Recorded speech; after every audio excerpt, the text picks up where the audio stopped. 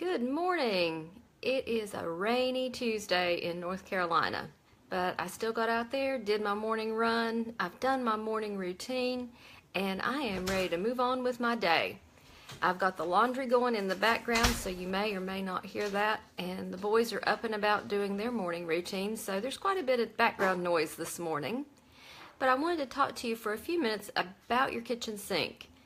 That is one of the habits that the Fly Lady has us work on when we first begin our routines, is shining our sink every single day. And it's interesting the comments and the questions I get about my kitchen sink. And it's really fun when I go out and see people and they will ask me in person, "How's your sink today?" So people know that I keep my sink clean and shiny, but it's not something that I labor over constantly. Everybody in the house knows to put their dishes in the dishwasher when they dirty them, and the way I shine mine every night is I make sure that last few things are put in the dishwasher, and I take my wet cloth, I wipe around where all the spots are from the day, my dry cloth, dry it, done. Every now and then I'll sprinkle baking soda in it and I'll wash it with some water, and that gives it a nice shine. If I feel like my drain lines are running a little slow, I'll put baking soda in each drain line and then pour white vinegar over it. And there you go, chemical reaction, and it naturally cleans the pipes. It's not a chemical that's going to hurt anything because we do have a septic tank living out here in the middle of the country. And I think that it's very easy to maintain the sink once you're in the habit. It's establishing the habit that's hard. And I know some of you have no dishwasher, so you're hand washing. Make sure everybody in the family has their own cup. Children will dirty cups. I know. Mine used to go through bunches of cups. And so I bought little color coordinated cups and gave each person a color, and they knew where their cup was at all times. And I also knew who the culprits were in reusing cups throughout the day and who was also going back and getting a different cup. So if you're struggling with too many dishes, try to figure out where there's a problem with that. Now, we cook 3 meals a day here, plus snacks with the boys. That means there are a lot of dishes. My dishwasher generally gets run right after lunch, unless it's needing to be done before lunch, and then again directly after dinner. So we have to unload it twice a day, but that keeps us on a good routine. And I will even run it after lunch when it's not completely full, just so I have room for all of our dinner dishes. As we cook, we put dishes in the dishwasher. Or if it's a pot or something, we go ahead and hand wash and hand dry it.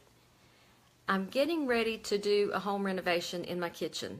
And you guys know what a mess that can make. So each day this week while we're in our kitchen zone, I'm decluttering. I'm also boxing up things. Moved a few things yesterday to another room because I don't use them every single day, but I use them several times a week. I want them handy. I'm trying to figure out what do I need when I don't have access to everything in my kitchen. I need my electric skillet, my coffee pot, my Instapot, and my toaster oven. I think with those things set up in a different area in the home, I'll be okay. And I'll still be able to have some simple meals, and we won't have to rely on takeout. But I'm already planning these things and getting them going so that I know what I need to do when they come in and they're going to install new countertops for me. That means all my cabinets have to be emptied. So I'm going to use some plastic tubs that are clear so I can see what's in there. I've already established a place to put them whenever I start emptying cabinets. And I'll also declutter. I'll get rid of things because you know and I know there are things in the back of that kitchen cabinet that hadn't seen the light of day in years. So those things can just go away. I don't need to keep them. I don't need them taking up space in my cabinets. So I'm going to spend my 15 minutes a day decluttering in the kitchen, working toward a home renovation. So that's one way you can do that without destroying your whole house, is work in very small steps and decide what the end goal is. For me, the end goal is going to be to get some new cabinets, or the cabinets refinished and the counters replaced. So that means I've got some work to do to get everything out of these cabinets. But I need to do it in an orderly way so I can figure out what I have, what I'm not using, and where I can access things that we do use every day. About 3 years ago, we had a flood in the house, and I lost access to my kitchen for 30 days in November, including Thanksgiving. And it was, a little stressful, but I managed. There were days I had workmen in here and the crock pot was going and dinner was going to be ready for us. So it takes a little bit of planning to work through times like that, but it is possible. And I want to encourage you, if your kitchen has a lot of clutter, let's work together this week and get rid of some things we're not using.